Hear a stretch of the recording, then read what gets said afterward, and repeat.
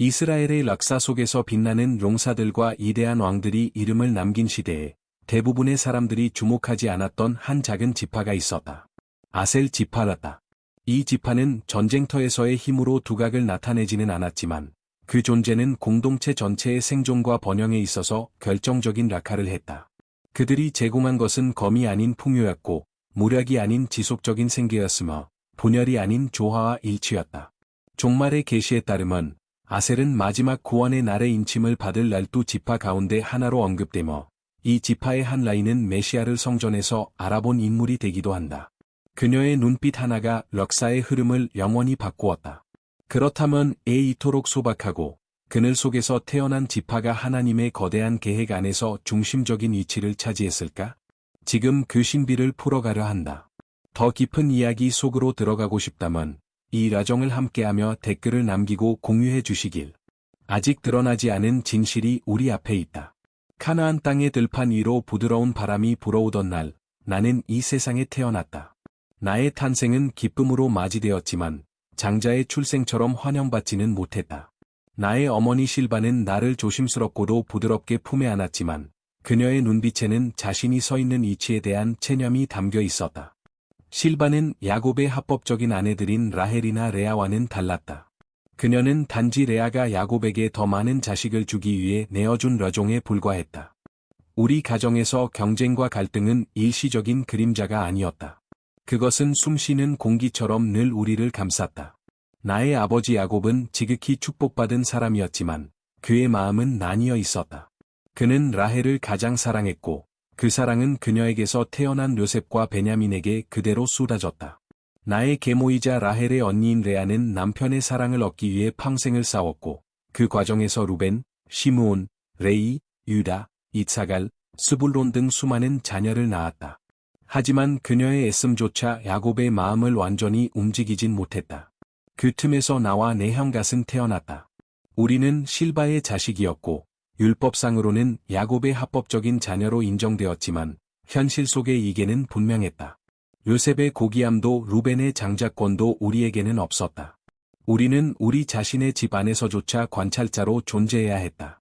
아버지의 아내들 사이의 질투와 형제들 사이의 편애를 우리는 지켜보며 자라났다.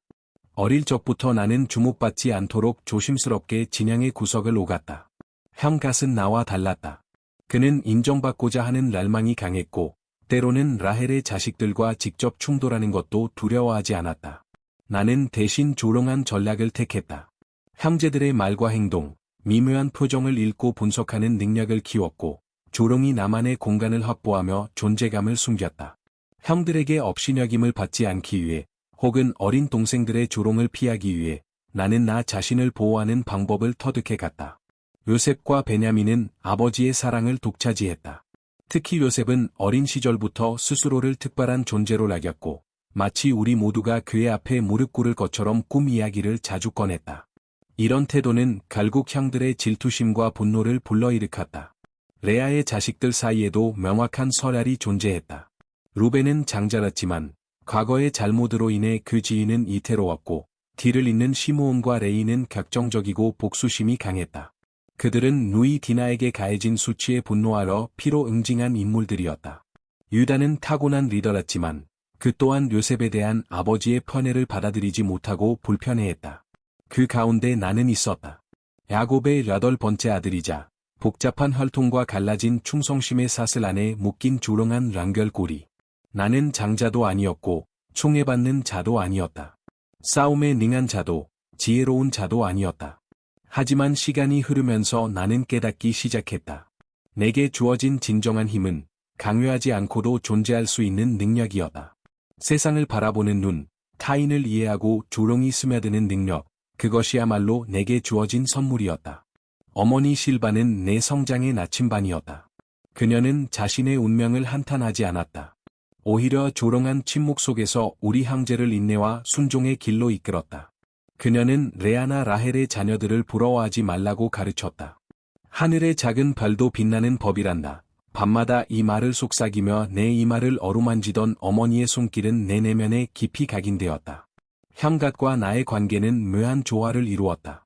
그는 즉흥적이고 도전적인 성향이 강했으며 나는 상황을 분석하고 타이밍을 재는 쪽이었다. 우리는 함께 자라면서 형제들의 표정을 읽는 법, 언제 말하고 언제 침묵해야 하는지를 배우게 되었다.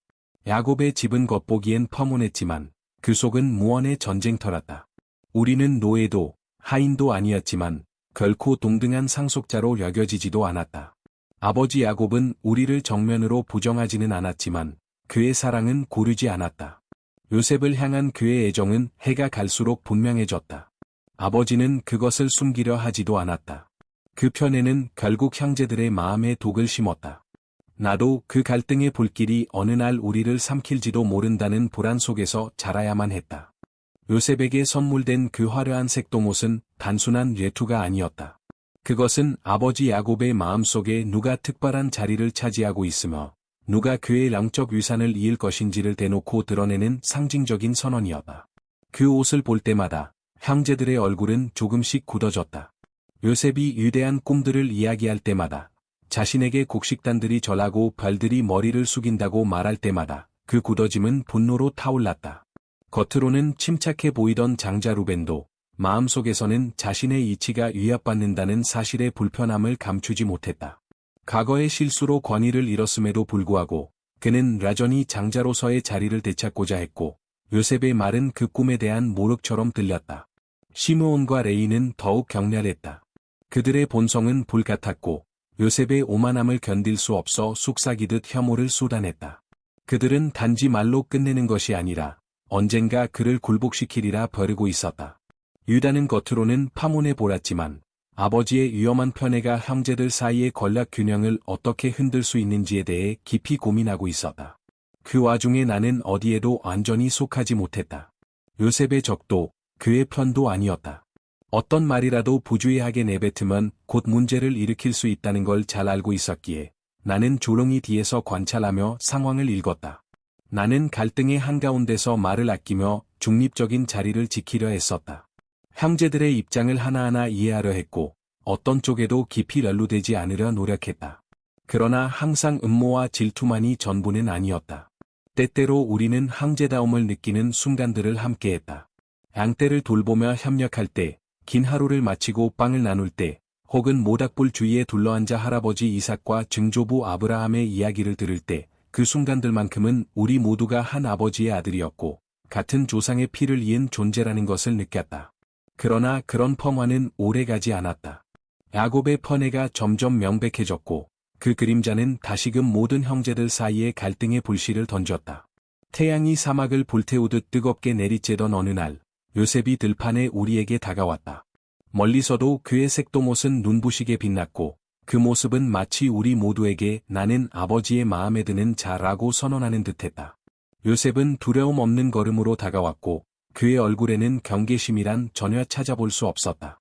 그는 우리가 아버지 야곱의 명을 어기고 있진 않은지 감시하러 온 감찰관처럼 행동했고, 그 눈빛에는 형제들 사이에서 싹튼 깊은 원한과 긴장을 전혀 인식하지 못한 순진함이 서려 있었다. 나는 오랜 세월 형제들 안에 쌓아온 적에가 이제는 단순한 질투를 넘어 어둠으로 응축되고 있음을 느낄 수 있었다. 그때 시므온이 돌 위에 지팡이를 내리치며 요셉을 바라보며 조롱하듯 말했다. 적이 꿈꾸는 자가 온다. 그 말에는 조소와 독이 숨어 있었고 다른 형제들은 웃었지만 그 눈빛은 위험하게 일렁였다. 나는 갓을 바라보았다. 그의 얼굴엔 불편한 기색이 역력했고 그는 눈을 가늘게 뜨며 이 상황을 직감한 듯 침묵했다. 그때 유다가 입을 열었다. 그의 목소리는 차분했지만 그 안에는 계산된 냉정함이 있었다. 그를 미워하기만 해서 우리가 얻는 게 뭔가? 죽이면 피만 묻힐 뿐이다. 차라리 팔아버리자. 그러면 우리 손은 깨끗하고 우리에게는 이득이 남는다. 짙은 침묵이 우리를 덮쳤다. 루벤은 그 자리에 없었고 나는 누군가는 이 계획에 반대하리라 기대했지만 형제들의 눈빛에서 반대는커녕 이미 결정을 내렸다는 확신을 보았다. 내 심장은 미묘한 불안으로 요동쳤다. 나는 요셉을 특별히 좋아했던 것도 아니고 가까운 사이도 아니었다. 하지만 그를 팔아넘긴다는 생각은 내 가슴속에 도려내는 듯한 고통을 안겼다. 나는 갓의 얼굴에서 내 감정을 공유해주길 바랐지만 그는 내 눈길을 피했다. 아무 말도 꺼낼 시간도 없이 모든 일이 너무 빨리 벌어졌다. 요셉은 웃으며 다가왔고 전혀 의심하지 않았다. 그리고 다음 순간 시므온과 레이가 그를 거칠게 붙잡았고 그의 색동옷은 폭력적으로 벗겨졌다. 요셉의 비명과 간청은 형제들의 웃음과 낮은 속삭임 속에 묻혀 사라졌다. 나는 아무 말도 하지 않았다. 그들을 막지도 않았고 단 한마디 항의조차 하지 않았다. 그저 그 장면을 바라보며 가슴 속 깊은 곳에 죄책감의 칼날이 박히는 것을 느꼈다. 그리고 그들은 요셉을 말라버린 우물 속으로 내던졌다. 이윽고 이스마엘 상인들의 행렬이 우리 쪽으로 다가오는 것이 보랐고 유다의 제안은 실행에 옮겨졌다. 찢겨진 옷을 입은 채 존엄을 잃은 요셉은 단순한 노예처럼 팔려갔다. 그의 얼굴에 떠오른 공포는 평생 잊을 수 없는 그림처럼 내 기억 속에 각인되었다. 루벤이 돌아와 이 모든 일을 알게 되었을 때 그의 절망의 애침만이 이 행위에 대한 진심 어린 해안을 몰아주었다. 나머지 형제들의 걱정은 이제 하나였다. 아버지를 어떻게 속일 것인가. 그들은 마치 요셉을 팔아넘긴 그 냉정함 그대로 염소의 피로 옷을 더럽히고 그것을 아버지에게 가져갔다. 야곱이 그 옷을 보았을 때 그의 얼굴은 말로 표현할 수 없는 고통의 일그러짐으로 뒤덮었다. 나의 아들, 들짐승에게 잡아먹혔구나. 그는 떨리는 손으로 옷자락을 부여잡고 중얼거렸다. 그날 우리는 어떤 말로도 아버지를 위로할 수 없었다. 그는 옷을 찢고 땅에 엎드려 울었고 나는 그 어떤 때보다 그를 작고 무력한 인간으로 느꼈다. 우리 누구도 그의 눈을 똑바로 바라보지 못했다. 우리는 괴물 같은 거짓말의 공범자가 되었고 아무도 입을 열지 않았지만 그 비밀의 무게는 매 순간 우리의 숨을 짓눌렀다. 그날 이후 기쁨은 야곱의 집을 떠났다. 아버지는 자루옷을 입고 애통함에 잠겼고 우리는 마치 아무 일도 없던 듯 삶을 이어가려 했었지만 내 안에서는 무언가가 돌이킬 수 없이 부서져 있었다. 나는 배신이 피해자만을 파괴하는 것이 아니라 그 행위를 저지른 자들의 영혼마저 망가뜨린다는 것을 뼛속 깊이 깨달았다. 형제들은 장애물을 없앴다고 기뻐했지만 내가 본 것은 오직 죄책감의 그림자가 미래를 짓누르고 있는 모습뿐이었다. 우리는 과란 형제일 수 있었을까? 우리 자신의 피를 팔 수 있는 자들이 진정 하나 된 가족일 수 있었을까? 시기와 질투가 사랑보다 더 중요한 집안에서 무슨 정의가 살아있을 수 있었을까? 모두가 그 사건을 잊으려 했었지만 나는 알고 있었다. 진실은 결코 영원히 묻히지 않는다는 것을. 아무리 시간이 지나도 우리가 버린 배신의 상처는 멈추지 않고 계속 피를 흘릴 것이다. 세월은 계절처럼 흘렀고 가나안 땅의 삶은 점점 고되고 메말라갔다. 비는 오지 않았고 땅은 더 이상 풍요를 내어주지 않았다. 가축들은 야이어갔고 젖도 고기마저도 예전처럼 얻을 수 없었다. 기근은 처음엔 단지 수평선 너머 어렴풋한 그림자처럼 다가왔지만 곧 그것은 부인할 수 없는 현실이 되었고 우리 삶을 잠식하기 시작했다. 나는 아버지 야곱이 점점 등이 굽고 눈빛에서 힘이 빠져가는 것을 지켜보았다. 예전에는 모든 것을 이끄는 거인이었던 그의 모습은 이제 걱정으로 가득 찬 노인의 얼굴이 되었다. 하루하루가 다음 끼니를 걱정해야 하는 나날이 되었고 밤마다 텐트 안은 조롱한 한숨으로 가득 찼다. 우리는 속으로 묻고 또 물었다. 얼마나 더 버틸 수 있을까? 그러던 어느 날 이집트에서 들려오는 소문이 우리 귀에 들어왔다. 그곳에는 기근이 없고 한 지혜로운 인물이 미리 재난을 예견해 수년 전부터 엄청난 양의 곡식을 비축해두었다는 것이었다. 상인들과 여행객들은 그 사람을 존경하고 두려워하며 말했다. 그는 파라오 아래 최고의 권력을 가진 자이며 애국인은 그의 허락 없이는 아무것도 살 수 없다고 했다. 아버지는 그 소문을 듣고 우리 모두를 자신의 장막으로 불렀다. 한때 강인한 족장의 불꽃이 서려 있던 그의 눈은 이제 피할 수 없는 현실 앞에서 체념한 자의 슬픔으로 젖어 있었다. 이대로는 안 된다. 그의 거칠고 메마른 목소리가 장막 안을 가르렀다. 이집트로 가라. 곡식을 구해와라. 우리가 굶어 죽지 않도록 하라. 그 말에는 더는 선택의 여지가 없었다. 명령은 분명했고 우리 누구도 이의를 제기하지 않았다. 여행 준비는 신속히 이루어졌다. 그러나 그 순간에도 아버지의 마음엔 치유되지 않은 상처가 남아 있었다. 라헬의 마지막 아들 베냐민. 요셉이 사라진 이후 그가 가진 유일한 위안이었다. 아버지는 베냐민을 떠나보낼 수 없었다. 그리하라 요셉을 제외한 10명의 아들들이 이집트를 향해 길을 나섰다. 그 여정은 길고 고통스러웠다. 광야를 지나고 문학상들과 떠돌이들로 가득한 길을 걸으며 모두가 같은 것을 찾고 있었다. 생존. 무자비한 태양이 등을 태우고 밤에 냉기는 브라마디마다 스며들었다. 나일 강의 위대한 나라에 가까워질수록 우리는 그곳의 부와 권력에 대한 이야기를 더 많이 들었다. 가나안의 돌집과 천막이 모래바람 속에 숨어있는 것과 달리 이집트는 거대한 신전과 기이한 문자로 뒤덮인 성벽, 사람들로 북적이는 도시들로 가득했다. 하지만 그 무엇보다 압도적이었던 것은 저장된 곡식의 양이었다. 우리는 마치 신의 창고 앞에 선 듯한 느낌을 받았다. 곡식을 사는 것은 단순한 일이 아니었다. 모든 것은 총독의 허가를 받아야만 했다. 우리는 낯선 애국인들과 함께 대기하며 기다렸고 마침내 그와 마주하게 되었다. 그가 다스리는 궁정의 대전으로 들어설 때 나는 설명할 수 없는 감정을 느꼈다. 마치 운명이 우리 앞에 무언가를 드러내려는 것 같았다. 그는 돌로 만든 옥좌에 앉아 있었고 이집트 귀족의 옷과 보석으로 화려하게 장식되어 있었다. 그 자태는 군주 같았고 그 시선은 날카롭고 깊었다. 그의 말투는 단호했고 목소리는 우리를 작고 하찮게 만들 만큼 이압적이었다. 어디서 왔느냐? 그가 물었다. 이질적인 억양이 섞인 완벽한 히브리어였다. 우리는 땅에 엎드려 예를 표했고 유다가 정중하게 말했다.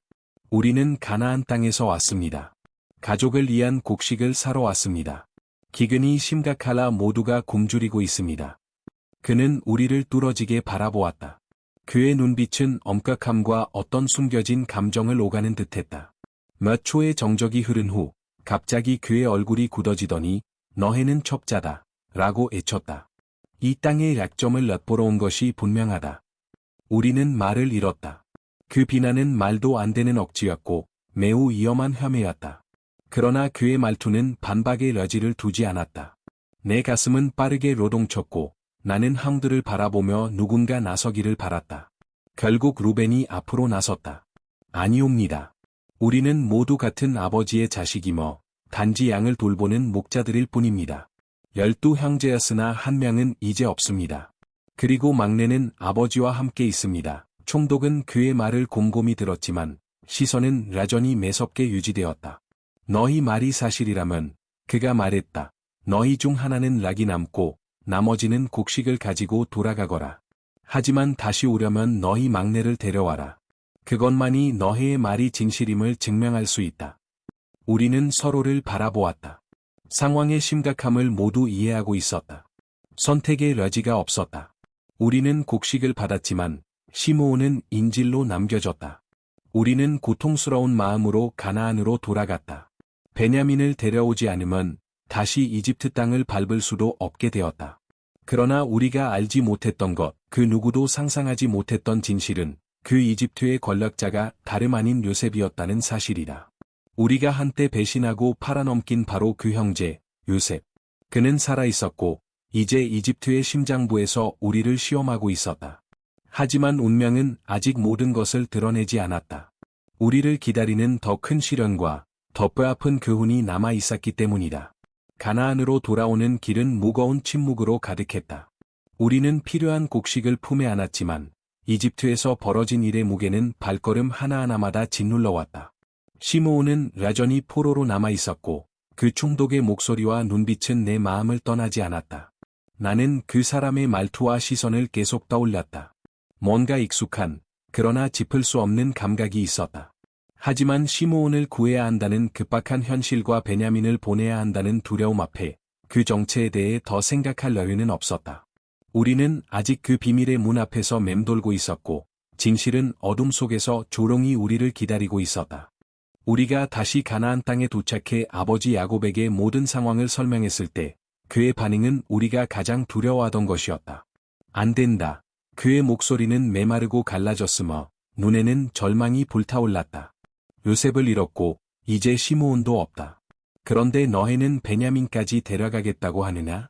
그런 일은 내 무덤을 더 깊이 파는 짓이다. 결코 허락할 수 없다. 그 누구도 더는 말하지 못했다. 한때 하늘로 뻗은 사다리를 꿈꾸었고 브니엘에서 하나님과 씨름했던 위대한 족장은 이제 그저 자식들의 상실에 무너진 늙은이로 서 있었다. 세월은 그의 등을 굽게 만들었고 마음은 이미 수많은 상처와 두려움으로 조각나 있었다. 그러나 기근이라는 잔혹한 손길은 자비를 알지 못했다. 얼마 지나지 않아 우리가 가져온 곡식도 바닥을 드러냈고 집안에는 다시 침묵과 절망이 찾아왔다. 이때 유다가 조롱이 일어나 아버지께 나아갔다. 이번에는 우리가 그동안 몰아준 적 없는 결의가 그의 눈빛에 담겨 있었다. 아버지, 베냐민을 보내지 않으면 우리 모두 굶어 죽을 것입니다. 제가 베냐민을 책임지겠습니다. 만일 무슨 일이 생긴다면 제 평생 그 죄를 짊어지겠습니다. 야곱은 너무 많은 것을 잃은 자의 고려한 체념 속에서 마침내 고개를 끄덕였다. 가라. 그의 목소리는 사라지는 바람처럼 희미했다. 그리고 우리는 다시 이집트를 향한 길을 떠났다. 이번에는 막내 베냐민도 함께왔다. 이집트에 도착한 순간부터 분위기는 전과 달랐다. 우리는 즉시 총독 앞으로 인도되었고 그가 우리를 맞이한 방식은 이전과 전혀 달랐다. 그는 우리를 자신의 집으로 초대했고 따뜻하게 맞아주었으며 잔치를 준비하라고 명령했다. 그리고 뜻밖에도 시므온을 석방했다. 이 모든 것이 이해되지 않았다. 이집트의 권력자가 이처럼 이방인들에게 호의를 베푸는가? 식탁에 앉자 불안한 예감이 내 마음 깊은 곳에서 피어올랐다. 놀랍게도 그는 황제들의 자리를 정확한 나이 순서대로 배치했다. 이것은 단지 우리를 안다고만 해서는 불가능한 일이었다. 그 후 음식을 나눌 때 베냐민의 접시는 다른 누구보다 5배나 많았다. 그 순간 벼락처럼 내 내리를 스치는 감정이 있었다. 그의 시선, 완벽한 히브리어, 우리 아버지를 언급할 때 떨리던 그 목소리? 그러나 그럴 리 없었다. 요셉은 죽었다. 우리가 직접 그를 팔았고 그 이후로는 소식조차 들은 적이 없었다. 식사가 끝나고 우리는 곡식을 싣고 출발하려던 찰나 갑자기 병사들이 우리를 가로막았다. 은잔이 도둑맞았다는 함해가 떨어졌고 우리는 다시 총독 앞에 끌려갔다. 그의 얼굴에는 냉정한 단호함이 서려 있었고 은잔을 가져간 자는 나의 종이 될 것이다 라고 선언했다. 모두 숨을 멈췄다. 그리고 은잔이 베냐민의 자루에서 발견되었을 때 세상은 무너져 내렸다. 유다는 무릎을 꿇고 울부짖으며 호소했다. 제발 베냐민을 데려가지 마십시오. 그를 잃으면 우리 아버지는 생명을 잃을 것입니다. 대신 저를 종으로 삼으십시오. 하지만 베냐민만은 돌려보내 주십시오. 정적이 내려앉았다.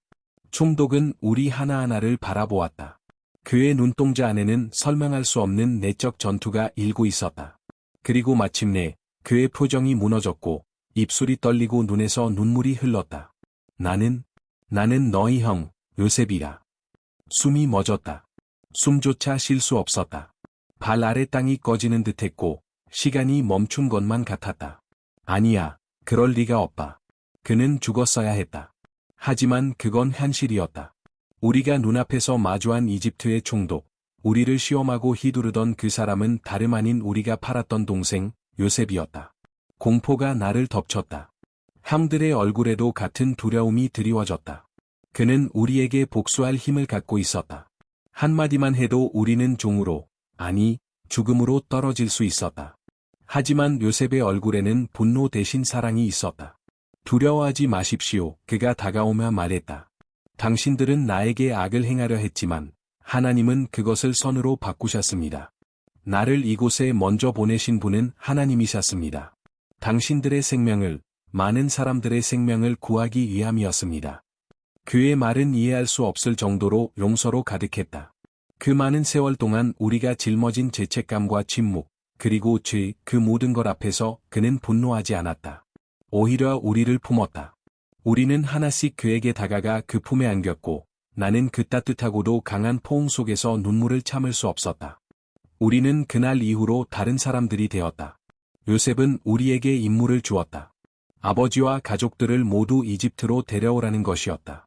이 땅에는 곡식이 풍부하고 그는 더 이상 우리가 고통당하는 것을 원하지 않았다. 우리가 야곱에게 돌아가 요셉이 살아있다고 전했을 때 그는 처음에는 믿지 않았다. 그러나 요셉이 보낸 수레와 보물들을 보고 그의 영혼은 되살아났다. 요셉이 살아있다. 그가 속삭이며 눈물을 흘렸다. 내가 죽기 전에 반드시 그를 보아야 하겠다. 그리하여 이스라엘의 가족은 이집트로 내려갔다.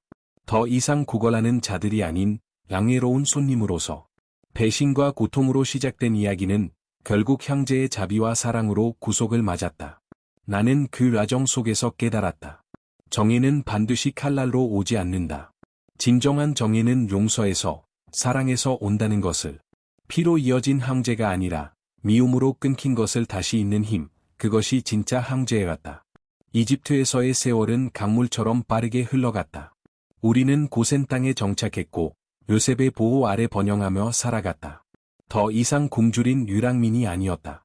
이제 우리는 한 왕국 안에서 형성되는 하나의 민족이 되어가고 있었다. 하지만 시간은 누구도 기다려주지 않았다. 죽음의 그림자는 아버지 야곱의 장막을 어슬렁거리기 시작했다. 그의 기력은 날로 쇠약해졌고 강력했던 목소리는 점점 희미해졌다. 흐릿해진 눈빛 속엔 수많은 고통과 기적, 상실과 싸움이 새겨져 있었다. 그는 우리가 마지막이라는 것을 알고 있었다. 어느 날 야곱은 우리를 부르더니 침상기에서 앉아 마지막으로 축복을 전하기 위해 우리를 맞이했다. 그의 장막 안은 무거운 경건함으로 가득 찼다. 그는 지팡이의 예지에 기대 앉아 있었고 우리를 바라보는 그 시선엔 여전히 아버지로서의 사랑과 권위가 깃들어 있었다. 그리고 하나씩 우리의 이름을 부르기 시작했다. 장자인 루벤이 받은 것은 축복이 아닌 책망이었다. 아버지의 첫 비라와 관련된 그의 죄는 그가 마땅히 누려야 할 장자의 권리를 송두리째 빼앗아갔다. 시므온과 레위 역시 그들의 무자비한 분노와 폭력으로 인해 꾸짖음을 면치 못했다. 그러나 유다는 달랐다. 그는 우리 형제들 중에서 가장 빛나는 축복을 받았다. 그의 자손에서 왕들이 태어날 것이며 정의로 나라를 다스릴 자가 그의 후손 중에서 나오리라는 예언이 주어졌다. 각 형제는 자신이 걸어온 길과 그 성품에 따라 다른 말씀을 받았다. 어떤 이는 힘으로, 또 어떤 이는 용기로, 또 누군가는 풍요의 약속으로 축복받았다. 마침내 나의 차례가 되었을 때 아버지는 천천히 나를 바라보며 깊은 목소리로 말씀하셨다. 아세라, 내 빵은 기름지고 왕이 즐길 만한 진미를 내리라. 그 말씀은 내 영혼을 깊이 울렸다. 그것은 전쟁이나 지배에 대한 예언이 아니었다. 승리의 칼날이나 땅의 정복을 말하는 것이 아니었다. 하나님과 씨름했던 이스라엘이라는 이름을 받은 아버지는 나와 나의 후손에게서 다른 것을 보셨다. 나의 지파는 칼이 아닌 풍요로 기억될 것이다. 무자비한 힘이 아닌 자비로운 공급으로 말이다. 우리는 전쟁이 아닌 식량으로 이스라엘을 지탱할 것이며 흉년의 시기에도 우리의 밭은 양식을 낼 것이며 우리의 손에서 왕들이 먹을 만큼의 진미가 흘러나오리라. 나는 그 축복이 단순한 바람이 아니라 세대를 이어 이뤄질 예언임을 깨달았다. 세월이 흐르고 아셀 지파는 지중해 연안에 기름지고 비옥한 땅에 자리 잡게 되었다. 우리의 후손은 농부로 상인이 되었다. 풍요로운 수확과 최고의 밀과 기름으로 이름을 날리게 되었다. 아버지의 그 축복이 내 안에서 현실로 바뀌어 가는 것을 보는 순간 나는 깨달았다. 하나님은 우리 각자에게 다른 사명을 주셨고 나의 몫은 바로 양식을 공급하는 자의 길이었다. 아버지 야곱은 마지막 숨을 쉬며 긴 한숨과 함께 우리의 얼굴을 바라보았다. 죽음을 예감한 아버지의 눈에는 깊은 사랑과 작별의 아픔이 담겨 있었다. 우리는 그의 몸을 들고 마막벨라 굴로 갔고 그곳에 아브라함과 이삭 곁에 그를 묻었다. 흙이 그의 무덤을 덮는 그 순간 나는 느꼈다. 이스라엘의 유산은 죽음으로 끝나지 않는다. 살아계신 하나님의 말씀이 우리 가운데 여전히 흐르고 있었고 아셀의 이름은 그 풍요의 약속 안에서 자신의 자리를 찾아가고 있었다. 이집트의 시간은 내게 전혀 다른 변화들을 가져왔다. 한때 가나안의 떠돌이 목자였던 우리는 이제 성장한 가족과 함께 요셉이 마련한 고센의 땅에 정착했다. 그 땅은 물이 풍성하고 토지는 양식을 넘치게 내어주었다. 나는 처음부터 알았다. 우리는 칼로 나라를 세우는 지파가 아닐 것이다. 우리의 사명은 전혀 달랐다. 나일강이 범람하며 그 풍요가 우리의 밭을 적셨고 우리의 사람들은 다른 어떤 지파보다 번영을 누렸다. 내 자녀와 손자들은 땅을 경작하는 법을 배웠고 이집트인들과 교락을 하며 믿음과 유대를 다져갔다. 우리는 안정 속에 살았고 무엇보다도 다른 지파들이 굶주릴 때 우리는 나눌 수 있는 양식을 가지고 있었다. 요셉의 이름은 시간이 지나며 이집트인의 기억에서 희미해졌지만 우리 지파 위에 내린 아버지 야곱의 축복은 여전히 살아있었다. 우리가 구운 빵 한 덩어리, 창고에서 흘러나오는 기름 한 항아리 속에도 그 축복은 숨쉬고 있었다. 그렇게 아셀 지파는 더 이상 작은 가족의 무리가 아니었다. 우리는 하나의 강한 공동체가 되었고 이스라엘 안에서도 굳건히 자리를 잡았다. 나는 내 손자들의 성장을 보며 확신했다. 그들의 미래는 전쟁의 칼에 있지 않았다. 하나님께서 우리 손에 맡기신 양식, 그것이 우리의 생명줄이었다. 그러나 풍요 속에도 나는 늘 경계했다. 내 어머니 실바의 말씀이 떠올랐다. 풍요는 마음을 부패시킬 수 있다. 그리하여 나는 항상 우리 지파가 자만하지 않도록 노력했다. 우리에게 내려진 복이 실현이 되지 않도록 말이다. 나는 믿었다. 아버지의 예언은 단순한 약속이 아니라 하나님께서 친히 인치신 계획이었다. 우리 손에 빵이 있고 마음의 나눔이 있다면 아셀 지파는 언제나 이스라엘의 공급자이자 지탱자일 것이다. 그러나 어느 날 모든 것이 흔들리기 시작했다. 새로운 왕조가 이집트의 왕좌에 올랐고 그들은 요셉을 알지 못했다. 그가 왕국에 했던 모든 일은 기억에서 지워졌고 고센 땅에서 우리가 누리던 은혜는 점차 사라졌다. 처음에는 경계의 눈초리였다. 그러나 그것은 곧 공포로 바뀌었고 마침내 적의로 변했다. 새로운 파라오는 우리를 협력자가 아닌 위협으로 보았다. 우리의 수가 많아졌다는 이유로 그들은 우리를 두려워했고 풍요는 이제 질시의 대상이 되었다. 세금은 더욱 무거워졌고 강제 노동이 시작되었다. 우리가 숨 돌릴 틈도 없이 우리 삶은 우리 것이 아니게 되었다. 채찍과 쇠사슬이 우리를 짓눌렀다.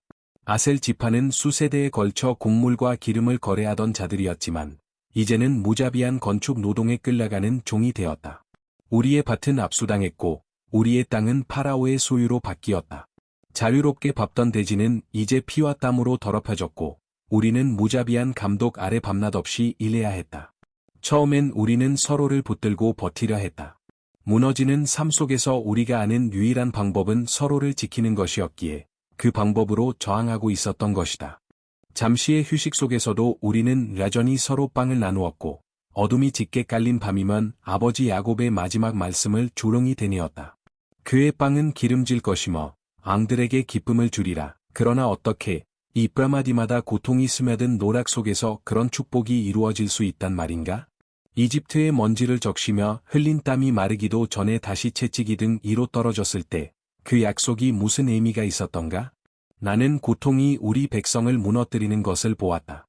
노인들이 벽돌을 짊어지다 무너져 내리고 어린아이들이 자유라는 단어조차 배우지 못한 채 자라며 어머니들은 파라오의 명령에 따라 빼앗기고 죽임당한 자식들을 위해 통곡했다. 그런 절망의 시기 속에서 많은 이들이 의심하기 시작했다. 어떤 이들은 하나님께서 우리를 버리신 것이 아니냐고 말했고 또 어떤 이들은 처음부터 이집트로 오지 말았어야 했다고 중얼거렸다. 나는 나이든 몸을 이끌며 자손들이 감독자들 앞에서 허리를 굽히는 모습을 지켜보았다. 그 광경은 내 심장을 무겁게 짓눌렀지만 내 영혼 깊은 곳 어딘가에서는 여전히 희망이 살아있었다. 나는 알고 있었다. 야곱이 나와 내 후손을 향해 예언했던 그 말씀은 사라지지 않았다. 단지 지금 고난의 불길 속에서 시험받고 있었을 뿐이었다. 마치 요셉이 한때 종으로 팔려갔지만 결국 높임을 받았던 것처럼 우리 또한 지금은 억눌리고 있었지만 영원하지는 않으리라. 아셀 지파는 무너지지 않았다. 우리는 우리의 정체성을 붙들었고 전통을 지켰으며 하나님께서 주신 약속을 기억했다. 차디찬 밤, 기진맥진한 몸을 이끌고 우리는 몰래 몰아 불가에 앉아 조상들의 이야기를 나누었다. 아브라함의 믿음, 이삭의 인내, 야곱의 씨름, 우리는 그 모든 이야기를 반복하며 기억했고 고통의 끝에도 반드시 구원이 온다는 사실을 잊지 않으려 했다. 우리가 알지 못했던 것은 그 구원이 이미 다가오고 있었다는 것이다.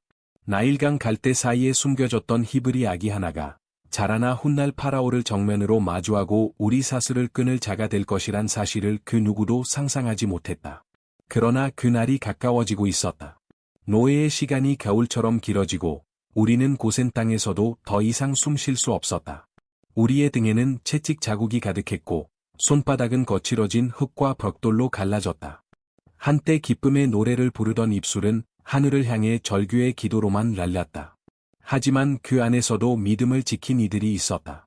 그들은 하나님의 약속, 아브라함에게, 이삭에게, 야곱에게 주셨던 언약을 잊지 않았다.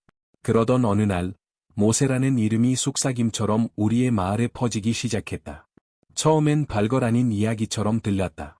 그가 파라오의 궁전에서 자라났지만 사실은 히브리인이라는 말, 어떤 이는 그가 감독을 죽이고 도망쳤다 했고, 대부분은 그저 고통 속에 스쳐가는 신기루 같은 이야기로 치부했다. 하지만 곧 기적들이 나타났다. 모세가 광야에서 돌아왔고, 그가 말하길 하나님께서 그를 보내셨고, 우리 조상의 하나님께서 우리를 구원하시기 위해 그를 부르셨다고 했다. 그는 파라오에게 우리가 떠나야 한다고 선포했다. 이집트인들은 비웃었고, 우리도 믿기 어려웠다. 그러나 곧 하나님의 권능이 드러나기 시작했다. 이집트의 신들은 하나씩 무너졌다. 나일강은 피로 변했고, 개구리와 메뚜기떼가 들판과 집안을 뒤덮었으며, 가축들은 전염병으로 쓰러졌고, 암흑이 나라 전체를 감쌌다. 이제 이집트인들은 두려워했고, 우리도 점점 믿기 시작했다. 무언가 커다란 변화가 다가오고 있다는 것을. 그리고 마지막 재앙이 도래했다. 그 밤의 기억은 지금도 내 심장 깊은 곳에 살아있다.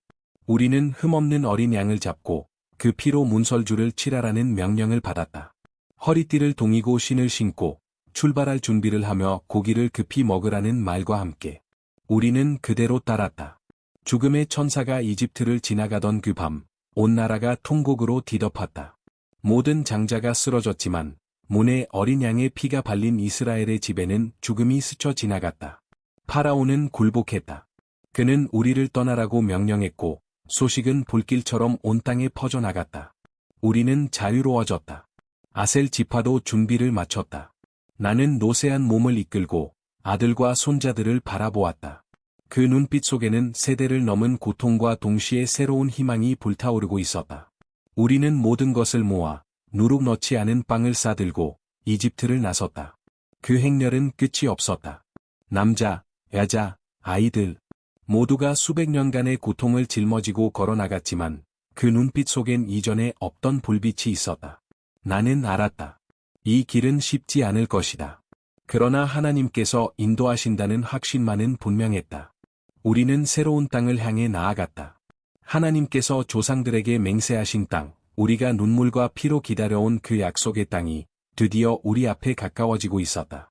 수십 년의 광야 생활 끝에 가나안 땅은 우리 눈앞에 펼쳐졌다. 사막은 이제 과거의 그림자였고 새로운 대지는 아버지들이 밤마다 불가에서 들려주던 이야기처럼 기름지고 풍요로웠다. 그러나 평화는 쉽게 오지 않았다. 그 땅을 차지하기 위해선 수많은 싸움이 필요했다. 그러나 이스라엘 백성은 하나 되어 싸웠고 마침내 아셀 지파도 땅을 배정받았다. 처음엔 이 땅에서의 삶이 어떨지 알 수 없었다. 너무 오랜 방랑의 세월을 지나왔기에 새 삶은 낯설었다. 그러나 곧 야곱의 축복이 눈앞에서 현실이 되기 시작했다. 우리 아버지가 예언한 그대로 아셀 지파는 풍요의 상징이 되었다. 우리가 분배받은 땅은 지중해 근처의 비옥한 평야였고 이곳은 단지 농사뿐만 아니라 상업에도 유리한 위치였다. 우리의 밭은 곡식으로 가득 찼고 올리브 나무는 해마다 풍성한 열매를 맺었다. 우리가 생산한 기름과 밀은 우리 지파만을 위한 것이 아니었다. 이스라엘의 여러 지파에도 넉넉히 흘러갔다. 나의 아들과 손자들은 조상들에게 배운 그대로 땅을 소중히 경작했고 하나님의 선물로 받은 자원을 헛되이 쓰지 않았다. 우리가 만든 올리브유는 그 순수함으로 유명해졌고 우리의 밀은 지역에서 가장 귀중하게 여겨졌다. 다른 지파들이 자리를 잡기 위해 고군분투할 때 아셀은 번영 속에서 살아갔다.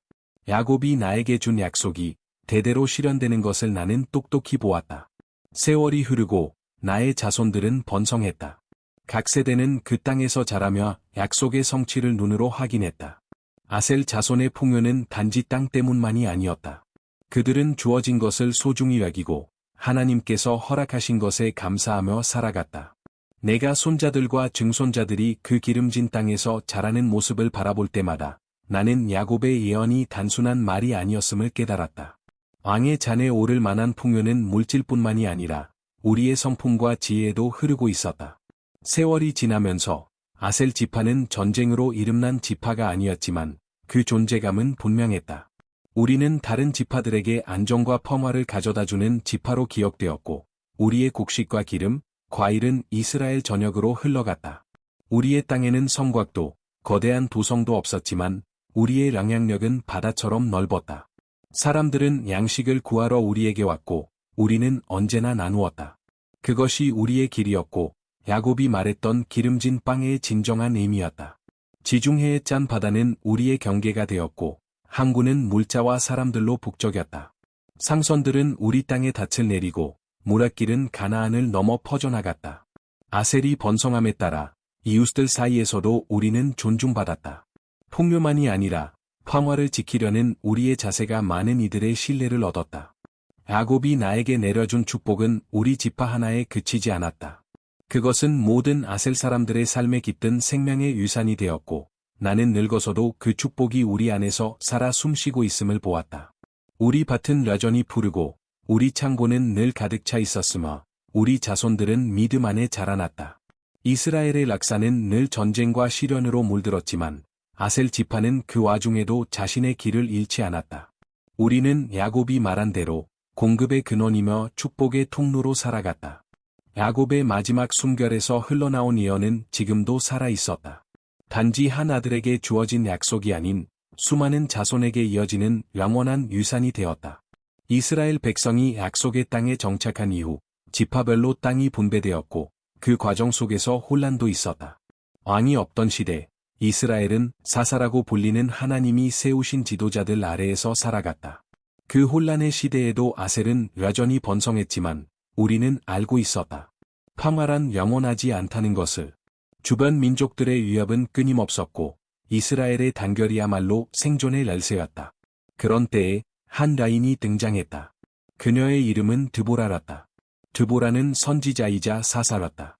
당시 가나안 왕 야빈과 그의 장군 시스라의 억압 아래에서 이스라엘은 고통받고 있었다. 아셀 지파도 예외는 아니었다. 하지만 사람들의 마음속에는 다시금 저항의 불씨가 타오르기 시작했다. 드보라는 하나님의 양에 이끌려 지파의 지도자들을 소집했고, 그녀는 지혜와 정의, 그리고 누구도 흉내낼 수 없는 카리스마로 우리를 하나로 묶었다. 전쟁은 남성들의 몫이라 여겨졌던 시대에 그녀는 담대하게 일어나 하나님께서 주신 구원을 선포했고, 이스라엘은 움직이기 시작했다. 아셀 지파는 전쟁에 능한 지파가 아니었다. 하지만 우리는 주저하지 않았다. 야곱이 말했던 공급의 지파는 이 순간 연합과 힘의 지파로서도 그 사명을 감당해야 했다. 우리는 싸울 준비가 되어 있지 않았다. 그러나 우리가 알고 있었던 건 단 하나, 이스라엘이 함께 싸우지 않으면 모두가 사라질 수 있다는 것이다. 그래서 우리는 스불론, 납달리와 함께 시스라를 향한 결정적인 전투에 나섰다. 우리의 병사는 많지 않았지만 그 용기는 대단했다. 고난 속에서 단련된 사람들이었기에 우리는 단순한 칼날이 아니라 하나의 마음으로 싸웠다. 아셀은 칼과 창뿐만 아니라 믿음과 결단으로 전장에 섰다. 시스라가 쓰러졌을 때 그것은 단지 승리 그 이상이었다. 그것은 이스라엘 전체의 해방이었고 우리가 결코 하나님께 버림받지 않았다는 확증이었다. 아셀 지파는 이 승리의 중심에 있었다. 우리는 싸웠고 이겼고 하나님의 뜻이 이루어졌음을 목격했다. 우리의 이름은 드보라 곁에서 싸운 자들의 명단 속에 함께 새겨졌다. 아셀 지파는 세월 속에서 굳건한 인내의 유산을 남겼다. 우리는 가장 강한 지파도 가장 위대한 전사들도 아니었다. 그러나 시련의 때마다 우리는 형제들과 하나 되어 일어설 줄 알았고 정의와 신실함으로 행동할 줄 아는 지파였다. 야곱이 우리에게 선언한 축복 풍요의 지파가 되리라는 예언, 그것은 단지 곡식의 풍성함에 그치지 않았다. 그것은 고난 속에서도 굽히지 않는 강인함을 우리에게 허락하신 하나님의 약속이기도 했다. 아셀 지파는 오랜 세월 동안 평화의 때뿐 아니라 전쟁의 그늘 속에서도 저항과 충성을 상징하는 지파로 기억되었다. 드보라가 전쟁의 승리를 찬양하며 부른 노래 속에 아셀의 이름은 분명하게 새겨져 있었다. 그녀는 아셀을 부름에 응답한 충성된 자들로 언급했고, 그것은 우리 지파가 단지 풍요로움만으로 기억되지 않으리라는 것을 의미했다. 우리는 하나님을 향한 믿음과 이스라엘 백성을 지키려는 결단력으로도 기억될 것이다. 세월이 흐르면서도 아셀은 변하지 않았다. 번영을 누리면서도 정의와 자유를 위한 부르심이 있을 때마다 우리는 일어났다. 드보라의 지혜와 용기 여인이 전쟁을 이끌고 하나님의 음성을 따르며 민족을 구한 그 사건은 우리 가슴에 영원히 남았다. 그것은 우리에게 가르쳐 주었다. 참된 힘은 무기나 수치가 아니라 올바름을 향해 나아가는 의지에 있다는 것을. 나는 노년의 시선으로 이 모든 락사를 되돌아보며 내 아버지 야곱의 말씀이 얼마나 정확히 이루어졌는지를 놀라움 속에 목도했다. 처음엔 단지 축복의 말처럼 들렸던 그의 음성이 세대에서 세대로 이어지며 실제가 되어 갔다. 그의 빵은 기름지고 왕의 기쁨을 내리리라. 아셀은 그 말씀 그대로 살아왔다. 가나안의 기름진 땅에 정착했을 때 우리는 그 축복이 얼마나 이대한지를 온전히 알지 못했다. 하지만 시간이 지나면서 그 풍요는 단지 땅의 소출을 넘어 이스라엘 전체의 생명선으로 확장되었다. 우리의 기름과 밀은 다른 지파들의 생명을 살렸고 우리는 물질적 풍요뿐만 아니라 관용과 신실함으로도 이스라엘의 중추가 되었다. 내가 가장 자랑스러웠던 것은 우리가 결코 칼을 높이 든 지파가 아니었음에도 불구하고 이스라엘 락사에서 중심적인 락화를 했다는 사실이다. 우리 곡식과 랄메는 굶주린 자를 살렸고 전쟁이 끝난 후의 회복과 건설은 우리가 제공한 자원 위에 이루어졌다. 전투를 이끈 기록은 없지만 평화 속의 버팀목이 되었다. 이스라엘의 락사가 눈앞에서 펼쳐질 때 우리는 매 순간 야곱의 예언이 실제로 성취되는 것을 목격했다. 우리의 존재는 수적으로 크지 않았지만 우리의 땅은 늘 풍성했고 어려움이 찾아올 때마다 우리는 나눌 것을 가지고 있었다. 아셀 지파의 자손들은 세월이 흘러도 그 동일한 축복 안에 살았다. 우리는 언제나 알았다. 우리가 누린 번영은 우리의 노력만으로 된 것이 아니라 하나님께서 우리에게 약속하신 언약의 열매라는 것을. 아셀의 락사는 단지 풍요의 기록이 아니라 신실함의 이야기이며 세대가 지나도 잊지 않아야 할 사명과 중심을 품은 야정이었다. 물론 시련도 있었다. 우상 숭배의 물결이 지나가고 민족이 분열되며 이방의 침략이 거세지던 시간들도 있었다. 그러나 그런 시기마다 아셀은 이스라엘의 생존을 위해 앞장섰다. 우리는 항상 있었고 우리가 가진 것을 나누며 공동체를 다시 일으켜 세웠다. 단지 복을 받은 민족이 아니라 이기의 시간에 힘이 되는 민족으로 변화해 간 것이다. 오늘 나는 그 모든 락사를 바라보며 확신한다. 야곱의 입에서 흘러나온 축복은 헛되지 않았다. 우리는 이스라엘에게 축복이 되었다. 전쟁터에서 이름을 떨치진 못했지만 우리의 지혜, 넉넉함, 충성심은 대대로 기억될 것이다. 아셀은 단순히 기름진 밭을 가진 지파가 아니다. 우리는 안정과 신실함, 그리고 공급의 상징이었다. 시간이 흘러도 야곱의 그 말씀이 이스라엘의 메아리처럼 퍼졌다. 그것은 단지 아들을 위한 축복이 아니라 민족 전체에 울려 퍼진 하나님의 선언이었다. 그리고 오늘 세월의 흐름 속에서도 아셀의 이름은 여전히 살아있다. 우리는 공급과 란압의 상징으로 남아있으며 하나님의 약속 위에 세워진 믿음의 지파로 기억된다. 우리가 받은 축복은 우리만을 위한 것이 아니었다. 그것은 공동체 전체를 위한 생명의 흐름이었고 진정한 번영이란 나누어지는 풍요임을 우리 락사가 증언한다. 수세기가 흐른 지금도 하나님의 약속은 세대를 초월해 이어진다. 각 지파의 유산은 시간 속에 사라지지 않았고 아셀 역시 그 빛을 잃지 않았다. 왕들의 이야기와 전사들의 전설 속에 가려질지라도 아셀의 이름은 성경의 마지막 책에서조차 언급된다. 요한계시록. 거기서 하나님의 뜻이 성취되는 그날을 예고하는 12지파 가운데 아셀은 그 이름을 남기고 있다. 요한계시록의 한 짧은 구절 속 아셀 지파는 다시 등장한다. 아셀 지파에서 인침을 받은 자는 12,000명이라. 이 짧고도 강력한 말은 세상의 마지막 날에도 하나님께서 아셀을 잊지 않으셨다는 증거였다. 한때 풍요와 자비, 이스라엘을 위한 공급으로 알려졌던 그 지파는 하나님의 구속의 계획 안에서 마지막까지 포함되어 있었다. 아셀은 단지 과거의 추억으로 사라지지 않았다. 하나님의 이대한 구원의 그림 속에서 아셀은 여전히 그 자리를 지키고 있었다. 이스라엘의 미래는 아셀의 참여 없이는 완성될 수 없었다. 그러나 아셀의 등장은 요한계시록에만 그치지 않는다. 신약 성경 속 구원의 락사 한복판에도 아셀은 조롱이, 그러나 강하게 발자취를 남긴다. 누가복음 2장 36절에서 38절. 그곳에 아셀 지파의 딸 아나라는 라인이 등장한다. 그녀는 선지자였고 브누엘의 딸이었으며 수십 년 동안 홀로 지내며 예루살렘 성전에서 금식과 기도로 하나님을 섬긴 라인이었다. 그리고 어느 날 마리아와 요셉이 어린 예수님을 성전에 데리고 왔을 때 아나는 그 아이를 알아보았다. 그녀는 성령으로 충만하여 아기가 바로 이스라엘의 구속자이자 메시아임을 선언했다. 모든 이스라엘 여성들 가운데 그 복음을 선포한 자가 바로 아셀 지파의 딸이었다. 단순히 우연이었을까? 아니다. 풍요와 공급의 상징이었던 아셀의 후손이 이제 영원한 구원, 참된 풍요를 예언하는 자가 된 것이다. 그녀는 지상의 기름과 밀이 아닌 하나님의 아들을 통해 내려오는 생명의 풍성함을 본 사람이었다. 아셀의 이름은 이제 영원한 양식의 서곡으로 기억되기 시작했다. 아나의 입술에서 흘러나온 그 선언은 야곱이 우리 지파를 향해 남겼던 축복의 최종 실현이었다. 그의 빵은 기름지고 왕에게 기쁨을 줄지어다. 이제 그 빵은 하늘에서 내려온 생명의 떡이었고 그 기쁨은 메시아의 얼굴 안에 담겨 있었다. 나는 이 이야기를 되새기며 깨달았다. 하나님의 계획은 땅의 크기나 지파의 명성에 따라 이루어지지 않는다. 실바의 아들, 여종의 후손으로 태어난 내가 한때 잊혀졌던 이름이었던 아셀이 이렇게 하나님의 구원의 이야기 속에서 계속 불려지고 있다는 사실은 하나님의 뜻이 얼마나 깊고 놀라운지를 증언한다. 하나님은 세상에서 가장 작은 자, 가장 보잘것없는 자를 들어 그 뜻을 이뤄 가신다. 그리고 그 선택은 사람의 기준이 아닌 하나님의 자비와 주권에서 비롯된다. 아셀 지파는 세대에 걸쳐 물질적인 풍요를 나누었고, 이제는 아나를 통해 진정한 생명의 풍요, 곧 구속의 기쁨을 전하는 지파가 되었다. 야곱의 축복은 단지 땅의 이야기로 끝나지 않았다. 그것은 구원의 락사 안에서 살아 움직였고, 세대를 초월하여 성취되었다.